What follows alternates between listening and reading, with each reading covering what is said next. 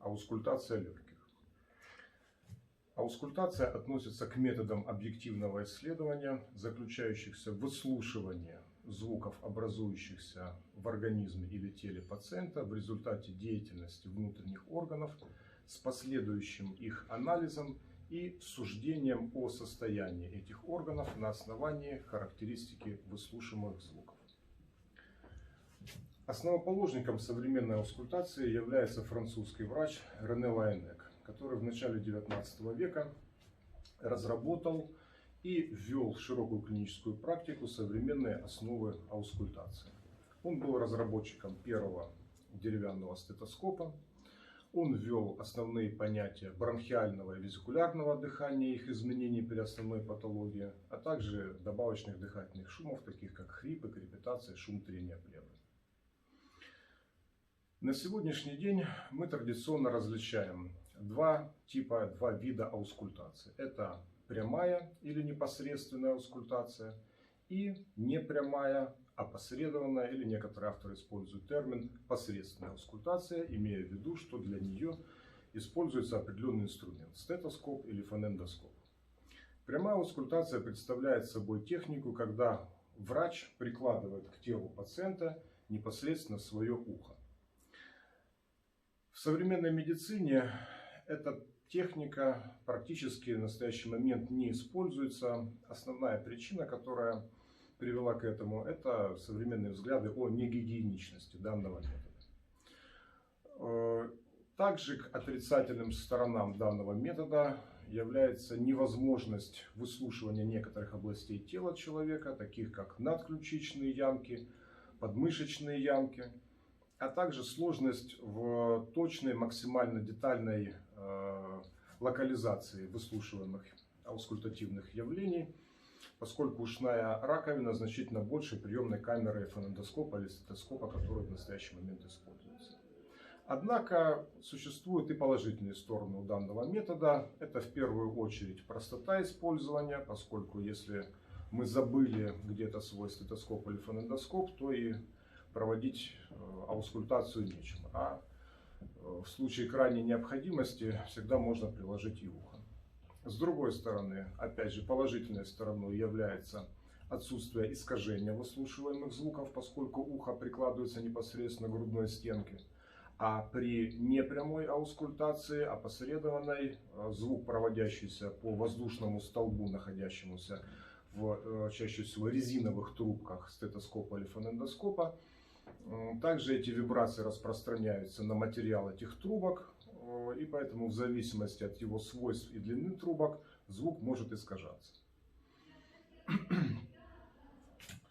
В настоящий момент в клинической практике мы используем непрямую, опосредованную или, иными словами, посредственную аускультацию. Для нее используются специальные инструменты, которые называются стетоскопы, фонендоскопы или стетофонендоскопы. В настоящий момент может быть обнаружено совершенно различное количество модификаций стетоскопов, фонендоскопов. Вот таким вот образом выглядел жесткий деревянный стетоскоп, которым пользовались еще, наверное, 50, 60, 70 лет назад. Это был практически стандарт. То есть вы видите деревянный цилиндр с двумя расширениями на концах. Один более широкий, другой более узкий. Большинство студентов и людей без медицинского образования считают, что к уху врач прикладывал узкий раструб, а широкий к телу пациента. На самом деле ровно наоборот. То есть к уху прикладывали широкой частью, эта часть называется ушная пластина, а к телу пациента более узкая для максимально точной локализации звуковых феноменов. Я не буду подробно останавливаться на правилах аускультации с использованием жесткого стетоскопа, поскольку в настоящее время это имеет исторический интерес, в практике не используется. Может быть, единственной областью медицины, где еще можно увидеть использование жестких стетоскопов, является акушерство. Некоторые акушеры-гинекологи используют жесткие деревянные или пластмассовые стетоскопы для выслушивания сердцебиения плода. Там они имеют несколько другую конфигурацию, более воронкообразную. Но и там это встречается значительно реже. На сегодняшний день наиболее стандартным вариантом гибкого стетоскопа или фонендоскопа является приблизительно такая модель. Это в данном случае называется рапопортовский, но это не имеет значения. То есть из чего он состоит? Приемная камера, которая прикладывается к телу пациента. Она может быть как одна, так и вот вы видите две, с двух сторон. Далее она подсоединяется к резиновым трубкам. Их может быть две или одна, как в случае этой модели. Вот здесь у нас фонендоскоп с одной приемной камерой и с одной резиновой трубкой. Дальше у нас идут железные дуги, к которым фиксируются эти трубки. И заканчивается стетоскоп или фонендоскоп так называемыми оливами, которые могут быть выполнены из резины или из пластмассы, которые непосредственно уже вставляются в наружные слуховые проходы врача. Основные термины и понятия: стетоскоп, фонендоскоп и стетофонендоскоп. Мы говорим о стетоскопе в том случае, если приемная камера или приемные камеры не содержат усиливающие резонирующие мембраны. В данном случае вы видите гибкий стетоскоп с двумя приемными камерами, поскольку ни здесь мембраны нет. Фонендоскопом мы называем инструмент, приемная камера которого сверху покрыта мембраной. Для чего служит мембрана? Это резонатор, усилитель. То есть, безусловно, чаще всего нам проще анализировать выслушиваемые звуки в том случае, если они имеют достаточную громкость. Что же есть негативного у мембраны? Это ее свойство усиливать лишь часть спектра звуковых явлений, а остальную часть срезать.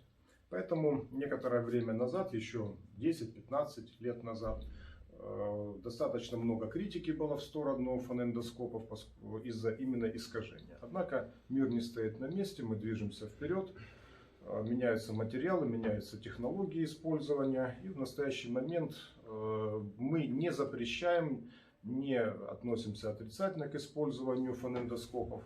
Наиболее важным является использование с самого начала момента обучения аускультации одного и того же стетоскопа или фонендоскопа, одной и той же модели. И наиболее важным является сразу использование либо с мембраной, либо без, поскольку переход от одного инструмента к другому может достаточно сильно дезориентировать исследующего, особенно если его опыт аускультации еще не велик. Еще одним негативным аспектом использования фонендоскопа, то есть инструмента с мембраной, является выслушивание пациента с обильным волосяным покровом. Поскольку при дыхании, при минимальных движениях мембраны и соприкосновения с волосками на коже, это создает дополнительные артефакты, то есть звуки, образующиеся искусственным путем, не связанные с деятельностью внутренних органов. Но в любом случае выбор остается за исследующим. О стетофонендоскопе мы можем говорить в том случае, если с одной стороны у нас мембрана имеется, а другая приемная камера мембраны не имеет. Тогда это будет называться стетофонендоскоп. Каковы же преимущества непрямой, опосредованной или посредственной аускультации, то есть аускультации с помощью инструмента, стетоскопа или фонендоскопа? Первое – это гигиеничность, то есть мы избегаем прямого контакта своего уха и кожи пациента. Следующий аспект – это возможность выслушивать любые области тела пациента, то есть надключичные ямки, подмышечные ямки. Это максимально точная локализация выслушиваемых звуков, поскольку по сравнению с площадью, как мы уже говорили, ушной раковины, площадь приемной камеры фонендоскопа или стетоскопа значительно меньше. Это основные преимущества. Недостатком непрямой аускультации является большая сложность. Что имеется в виду? То есть, да, должен быть сам инструмент, Если он двухкамерный, то нужно понимать, какая камера активирована, потому что на начальных этапах студенты, не разобравшись в модели стетоскопа или фонендоскопа, иногда слушают отключенной камерой. То есть в зависимости от модели нужно посмотреть. Здесь вот для этой камеры, там где плоская часть вот у основания, эта камера активна. Переключили, теперь эта камера активна. Вот. Ну, негативными моментами также является некоторое искажение звуковых явлений при распространении их по стенкам трубки, которая в зависимости от материала может тем или иным образом менять свойства звука, и длины ее.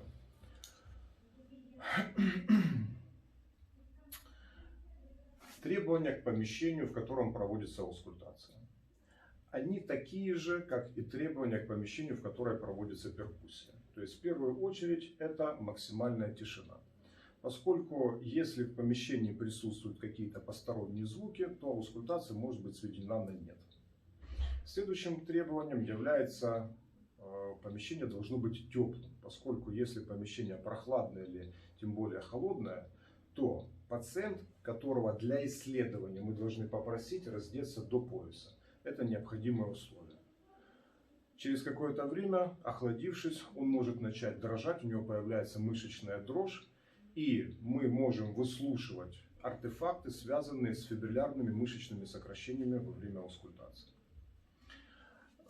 Что еще желательно помнить? Поскольку у современных стетоскопов приемные камеры чаще всего сделаны из металла, то если вы заходите в комнату, там где исследуете пациента, из другого помещения с более низкой температурой, то приемная камера достаточно быстро остывает.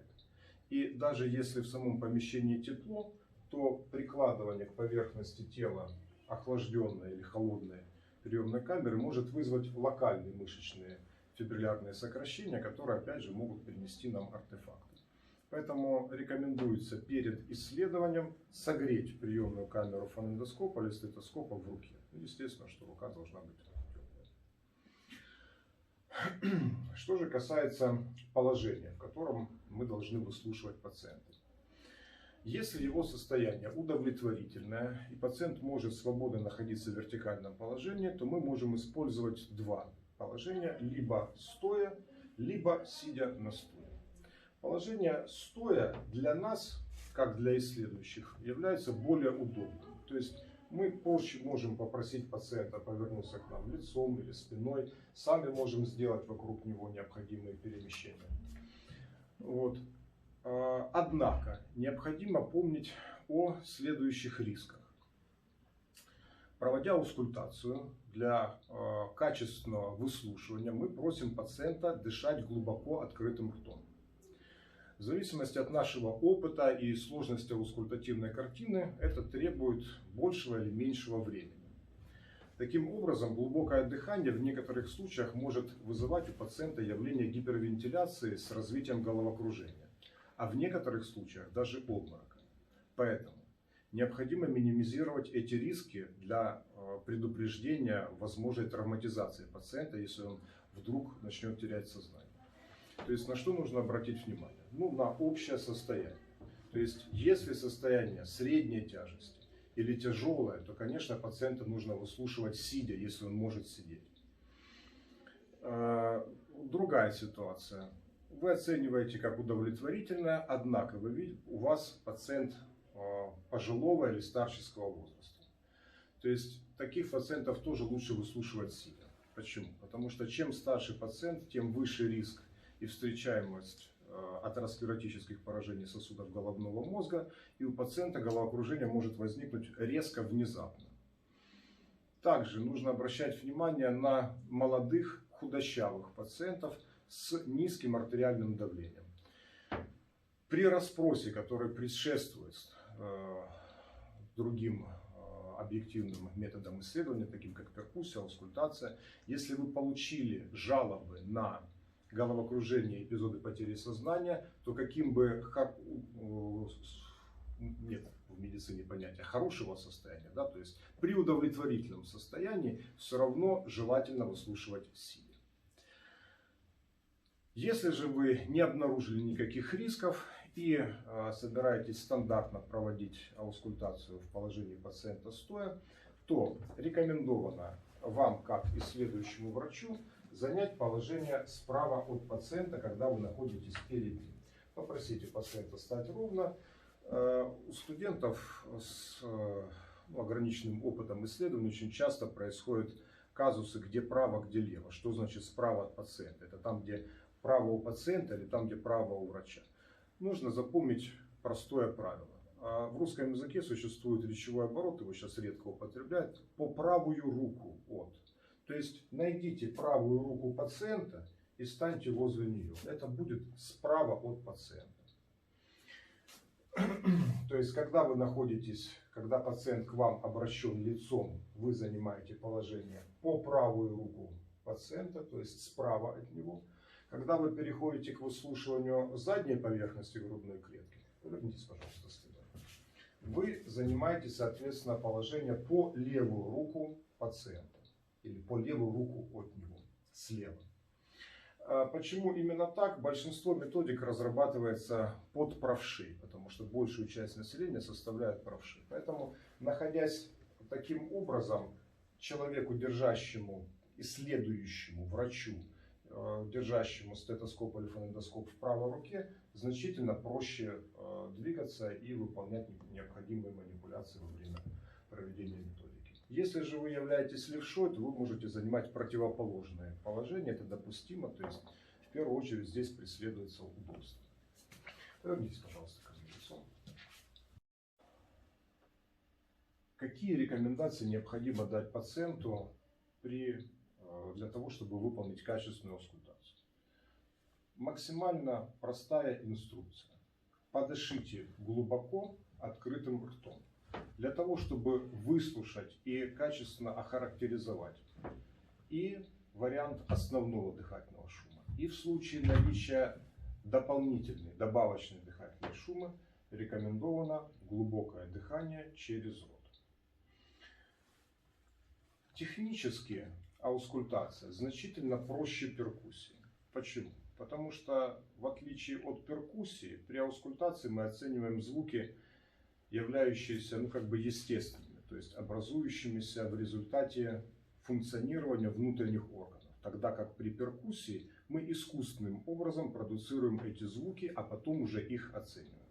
Поэтому в случае аускультации нашей задачей является знать, в каких местах необходимо выслушать и оценить определенный звук. Я вначале покажу места аускультации, не буду просить пациента дышать глубоко, дабы не утомлять его. То есть это приблизительно стандартные участки на поверхности грудной клетки. Еще раз, начинаем мы с передней поверхности грудной клетки.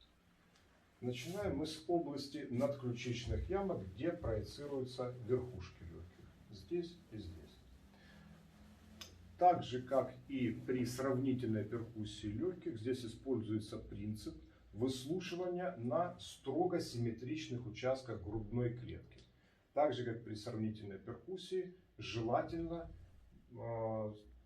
чтобы промежуток времени, перерыв между выслушиванием с одной и с другой стороны длился максимально недолго, для того, чтобы мы не потеряли, не забыли предыдущий звук для сравнения и анализа. Значит, еще раз. Начинаем мы с надключичных ямок, затем подключичные ямки. И в дальнейшем мы движемся вниз и несколько латерально, помня о том, что здесь у нас находится сердце. То есть здесь в левом легком сердечная вырезка, поэтому здесь мы не выслушиваем. А обходя сердце с латеральных сторон, уходим на передне-боковую поверхность грудной клетки. Здесь и здесь, здесь и здесь, здесь и здесь, здесь и здесь. Когда мы доходим до боковой поверхности грудной клетки, для облегчения доступа к необходимым областям, мы просим пациента положить ладони на затылок. Положите, пожалуйста, ладони на затылок. И уже выслушиваем в подмышечных ямках и боковую поверхность грудной клетки. Опустите руки. Повернитесь, пожалуйста, ко мне спиной. Переходя к задней поверхности грудной клетки, мы используем надключичные, надосные ямки, то есть у нас лопатка, да, здесь ось лопатки, надосная ямка. Здесь и здесь. В дальнейшем обратите внимание, это частая ошибка неопытных исследователей. Мы для того, чтобы проводить аускультацию легких, а не представлять фонендоскоп, как это делают иногда студенты, к лопаткам, ни в коем случае над лопатками мы не проводим ни перкуссию, ни аускультацию. Мы просим пациента скрестить руки на груди. Скрестите, пожалуйста, руки на груди. Да. Опустите голову вперед и немножко ссутультесь. Все, достаточно. То есть таким образом мы приводим к смещению лопаток в стороны, и у нас открывается достаточное пространство в межлопаточной области, чтобы мы могли качественно провести аускультацию в этих местах, оценить необходимые звуки. Затем мы можем попросить пациента выпрямиться и продолжаем аускультацию ниже области лопаток. То есть, как вы видите, технически аускультация несравнимо проще, чем перкуссия. Теперь проведем ее с дыханием пациента. Повернитесь, пожалуйста, ко мне лицом.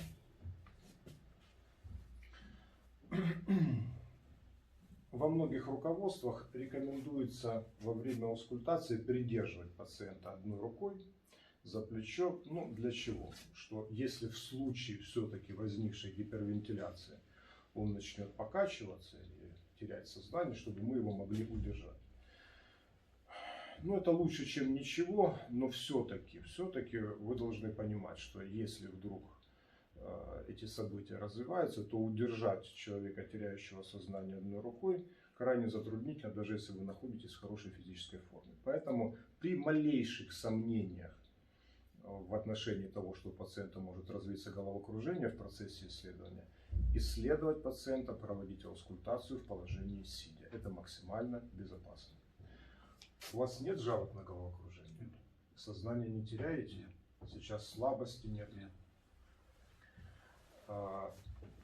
Я рекомендую еще своим пациентам, когда провожу исследования, в случае появления минимального дискомфорта в голове или каких-то странных ощущений, самостоятельно прекратить, остановиться, не дышать больше. Почему? Потому что вы можете не заметить этого, вы сосредоточены на самом процессе аускультации, исследования, и в какие-то моменты можете пропустить. Мы просим пациента немного повернуть голову в сторону, да, ну, для того, чтобы наши воздушные потоки с пациентом не пересекались. Подышите глубоко открытым ртом.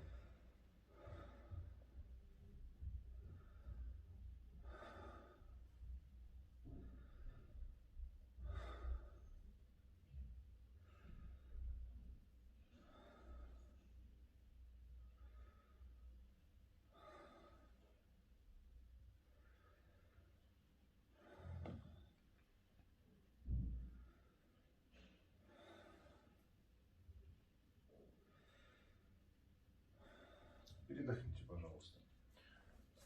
Еще один маленький комментарий. Рекомендовано в каждой точке аускультации выслушивать минимум 1-2 дыхательных цикла.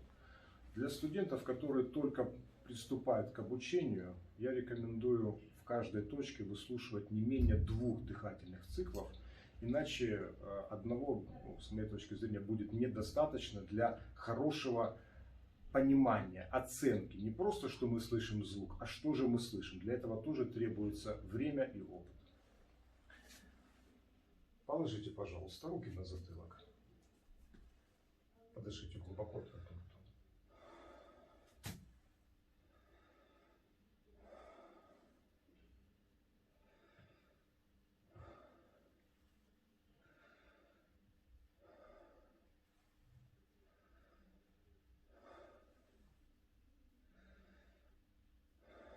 Хорошо, достаточно. Опускайте руки. Не кружится голова? Нет. Повернитесь, пожалуйста, ко мне спиной. Хочу обратить внимание, что при общении с пациентом, когда нам нужно, чтобы он поменял свое расположение относительно нас, мы используем только два термина. Повернитесь, пожалуйста, ко мне лицом и повернитесь, пожалуйста, ко мне спиной. Другие варианты я озвучивать не буду, они неуместны. Подышите, пожалуйста, еще к этому.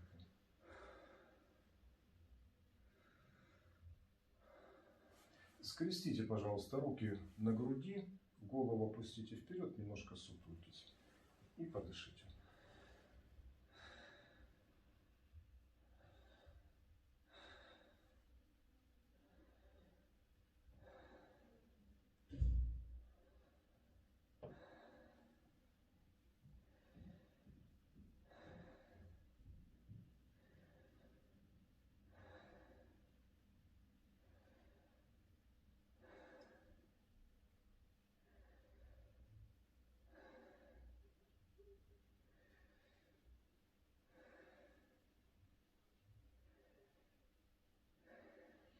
Достаточно.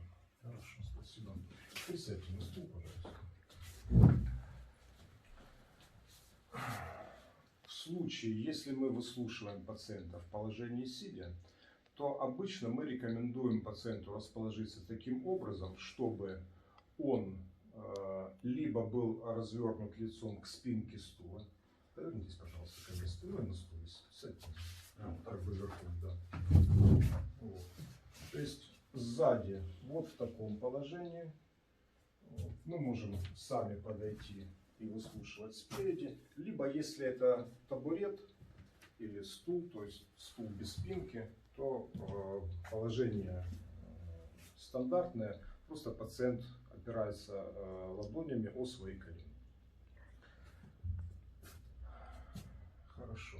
И сразу же я продемонстрирую методику бронхофонии. Бронхофония представляет собой выслушивание шепотной речи. То есть технически и методически она выглядит точно так же, как аускультация легких. Однако вместо глубокого дыхания пациент шепотом произносит слова, содержащие шипящие звуки. Стандартной фразой является чашка чая. То есть мы просим пациента шептать чашка чая. И при этом во всех тех же точках аускультации, которые я только что продемонстрировал, мы проводим аускультацию. Вы не устали? Нет. Встаньте, пожалуйста. Или хорошо. Вот давайте мы продемонстрируем в положении сидя. В положении сидя. Шепотом произносите чашка чая.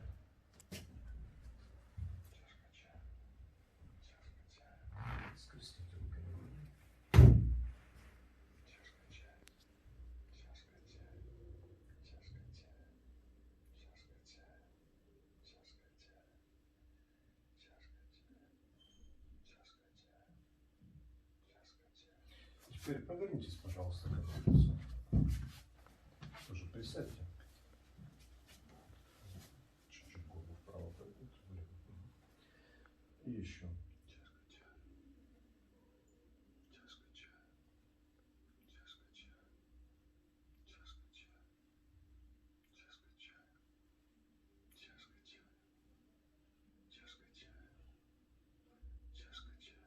Теперь ладони на затылок положите.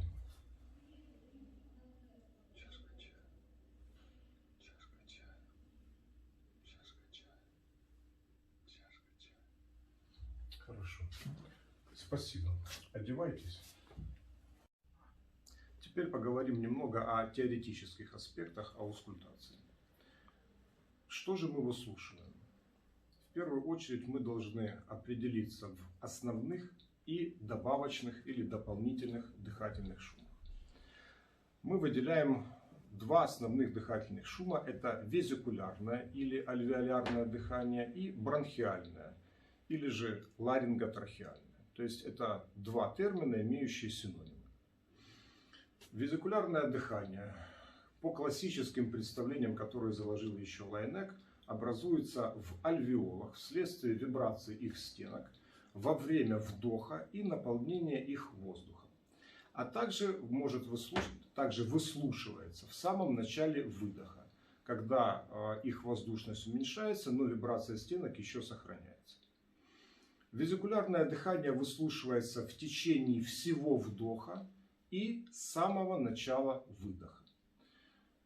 Звук этот, теоретически объясняют похожим на звук «ф», который возникает при мягком вдыхании воздуха.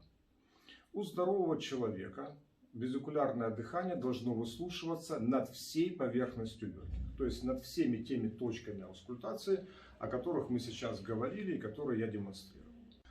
По современным представлениям, звук везикулярного дыхания образуется в бронхах от 7 до 13 генерации, не более чем до 17 генерации бронхов, является стенотическим шумом, а далее, распространяясь на альвеолы, на воздух, находящийся в альвеолах и проходя через паренхиму легких, подвергается определенной фильтрации, как в устройстве, которое известно вам под названием эквалайзер.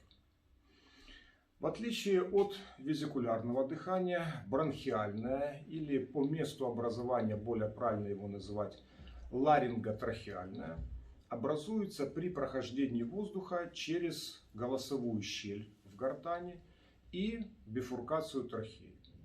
То есть начальное ламинарное движение воздуха. Напомню, что ламинарным мы называем такое движение воздуха, когда слои воздуха в трубке движутся параллельно друг друга, не перемешиваясь. Таким образом не возникают никакие вибрации, никаких звуков мы не определяем. При прохождении воздушного потока через узкое место гортани, через голосовую щель, образуется турбулентный ток, перемешиваются слои воздуха, возникает вибрация. И распространение этой вибрации по воздушным столбам бронхов, в меньшей степени по стенкам бронхов, достигает альвеол, но там у здорового человека, то есть над поверхностью грудной клетки, над поверхностью легких, не выслушивается, поскольку здесь заглушается альвеолярным дыханием, образующимся ближе к нашему уху. Еще раз напомню, что бронхиальное или ларинготрахеальное образуется в первую очередь в области голосовой щели и бифуркации трахеи, то есть разделение ее на два главных бронха. В отличие от везикулярного дыхания, бронхиальное дыхание выслушивается в течение всего вдоха и, обращаю внимание, всего выдоха. Причем, если везикулярное дыхание лучше нами определяется в течение вдоха, а выдох мы слышим уже хуже, то бронхиальное дыхание выслушивается обратным образом. Вдох мы слышим достаточно хорошо, но выдох мы слышим еще более отчетливо. Не совсем правильно говорить, что выдох более громкий, выдох более высокочастотный. Если вдох где-то около 300 Гц, то выдох при бронхиальном дыхании считается от 500 до 1000 Гц. А наш слуховой аппарат воспринимает более высокочастотные звуки зачастую как более громкие. Значит, еще раз. Везикулярное дыхание мы выслушиваем весь вдох и самое начало выдоха. Вдох слышим лучше. А при бронхиальном дыхании мы выслушиваем весь вдох и весь выдох, но выдох выслушиваем более отчетливо.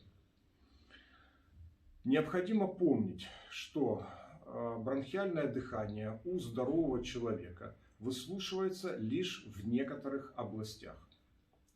Это над щитовидным хрящом, над трахеей, в области яремной ямки, в области рукоятки грудины и сзади в области седьмого шейного позвонка, в области остистого отростка седьмого шейного позвонка. И в межлопаточном пространстве приблизительно где-то в районе 3-4 грудных позвонков, поскольку это проекция бифуркации трахеи. Внимание! Выслушивание бронхиального дыхания в любой другой точке над грудной клеткой является признаком патологии. Какие же варианты везикулярного дыхания существуют? Мы выделяем количественные изменения везикулярного дыхания, под которыми понимаем его усиления и ослабления, и качественное изменение визикулярного дыхания, под которым мы понимаем три разновидности. Это жесткое визикулярное дыхание с удлиненным выдохом и так называемое саккадированное или прерывистое дыхание. Ослабленное визикулярное дыхание. Физиологические причины. У пациентов с хорошо развитой мускулатурой грудной клетки. То есть, когда толщина стенки грудной клетки становится больше, и естественно, что звуку нужно проходить большее расстояние до нашего уха, до стетоскопа, и таким образом звук несколько приглушается. В случае хорошего развития, значительного развития подкожной жировой клетчатки. А также в некоторых случаях, если пациента выслушивают во время сна. Физиологическое усиление визикулярного дыхания. В первую очередь у пациентов с тонкой грудной клеткой это дети. В педиатрической практике даже используется специфический термин, обозначающий визикулярное дыхание у детей. Это пуэрильное дыхание. Также это можно выслушать у подростков и у худых молодых астеников. Также усиленное визикулярное дыхание мы можем выслушать у пациента во время какой-то физической нагрузки, хотя чаще всего мы этого не делаем. Либо же на фоне психоэмоционального стресса. Патологические причины ослабления визикулярного дыхания. Здесь несколько групп. С одной стороны, это может быть повышенная воздушность легких, которая наблюдается при таком патологическом состоянии, как эмфизема легких. В основе ее лежит разрушение межальвеолярных перегородок вследствие воздействия различных токсических повреждающих факторов, первое место из которых занимает курение. То есть компоненты сигаретного дыма токсически влияют непосредственно на паренхиму легких. Плюс они же вызывают и бронхообструктивный синдром, который усиливает явление эмфиземы. Таким образом уменьшается эластичность легочной ткани. И вот эти изменения в комплексе приводят к ослаблению визикулярного дыхания. С другой стороны, уменьшение воздушности легочной ткани также приводит к ослаблению визикулярного дыхания. Мы можем наблюдать эту ситуацию в случае неполного обтурационного ателектаза, когда просвет бронха не полностью перекрывается либо инородным телом, которое пациент мог вдохнуть, либо опухолью, которая растет как в просвет бронха, так и в некоторых случаях сдавливает его снаружи, опять же затрудняя воздушный поток.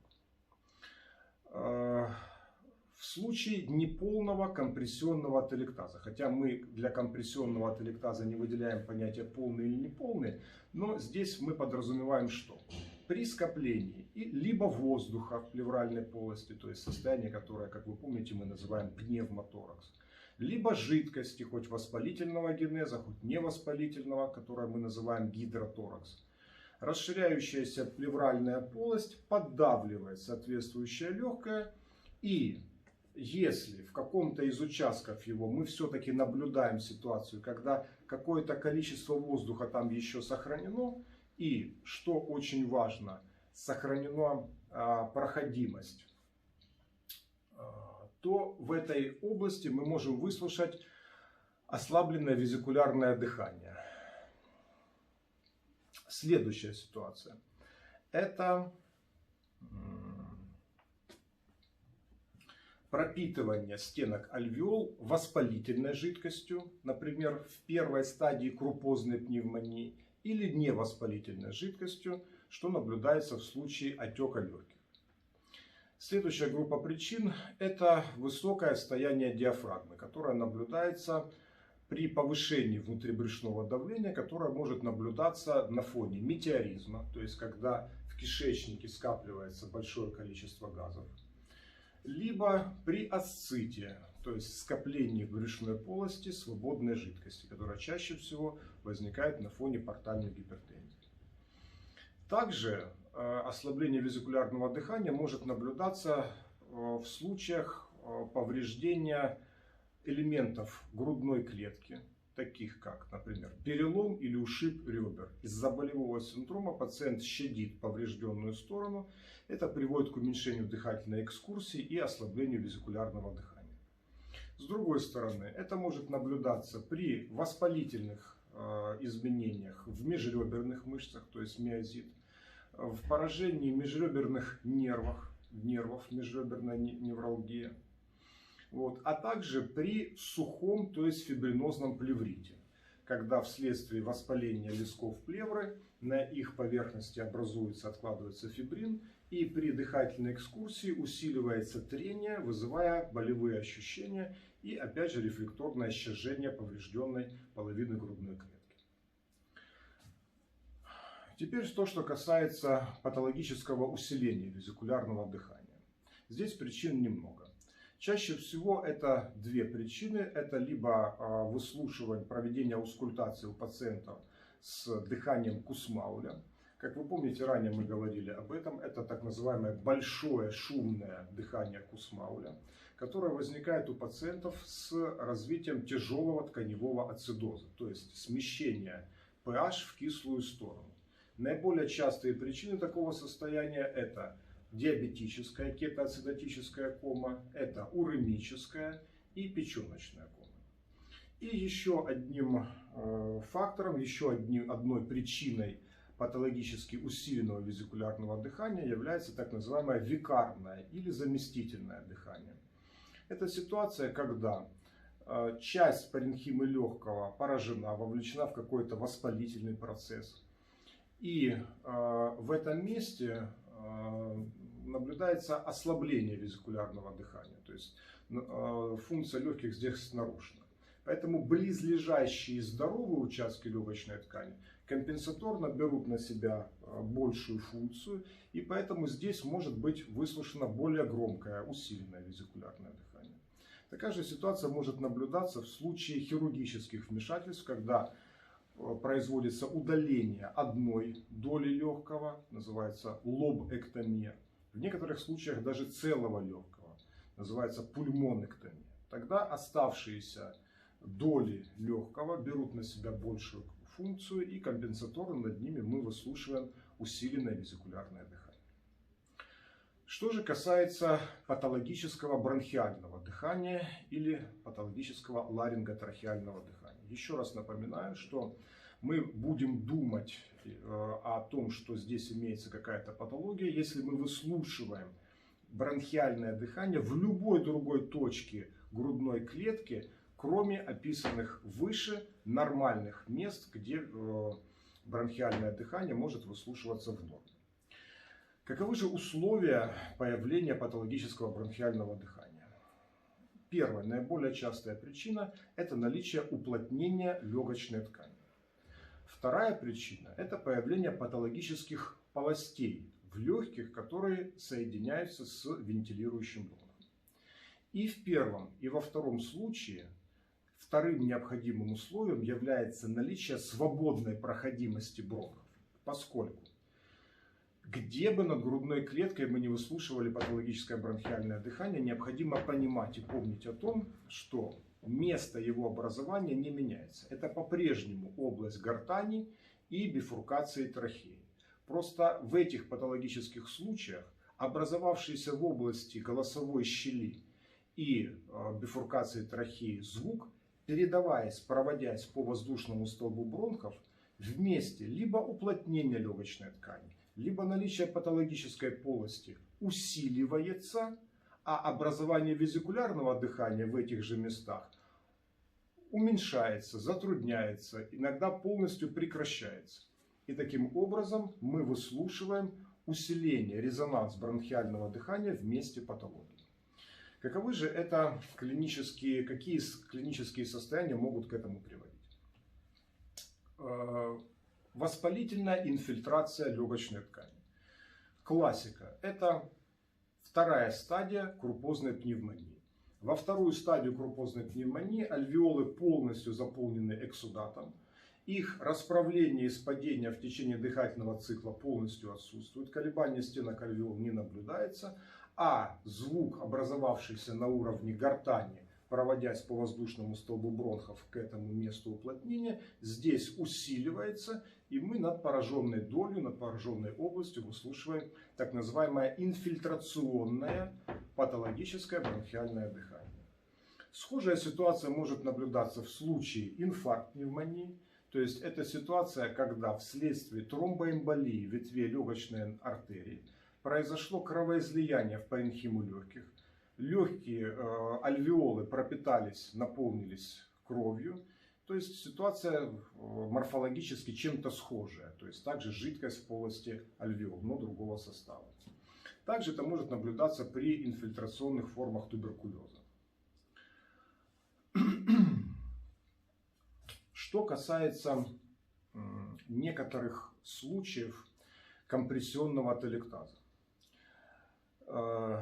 Мы говорили о том, что в ситуации, когда в плевральной полости может скапливаться жидкость, которая, расширяя плевральную полость, приводит к поддавливанию податливого легкого, мы можем наблюдать несколько вариантов. С одной стороны, если степень сдавления, уплотнения легочной ткани еще недостаточно для образования бронхиального дыхания, а жидкость все-таки уже в плевральной полости здесь появилась, то наиболее вероятно над этой областью мы выслушаем ослабленное везикулярное дыхание. Однако, если сложится ситуация, когда уплотнение легочной ткани произошло уже достаточно существенно, но все-таки воздух еще там сохраняется, и главное, сохраняется проходимость вентилирующего бронха, то в этой области уплотненной, но все еще вентилируемой ткани легкого, над ней мы можем выслушать бронхиальное дыхание. Такую область мы часто называем зона Шкоды. Теперь то, что касается образования патологических полостей в паренхиме легких. Какие же это полости? Это может быть опорожнившийся абсцесс, туберкулезная каверна, простая сухая киста легкого. И в некоторых случаях так называемые большие сухие бронхоэктазы. Бронхоэктазы образуются не в паренхиме легкого, а представляют собой выпячивание на фоне истончения стенок бронхов. Но при значительных их размерах над ними также может выслушиваться патологический звук бронхиального дыхания. Это основные варианты патологии, при которых мы выслушиваем патологическое бронхиальное дыхание. Теперь несколько слов о бронхофонии, которую мы продемонстрировали несколько ранее. Что же мы должны оценить и какие изменения о чем нам могут говорить? При отсутствии патологии мы выслушиваем нечеткую речь, так называемое бормотание, приблизительно одинаковой громкости и четкости с симметричных сторон, на симметричных участках грудной клетки.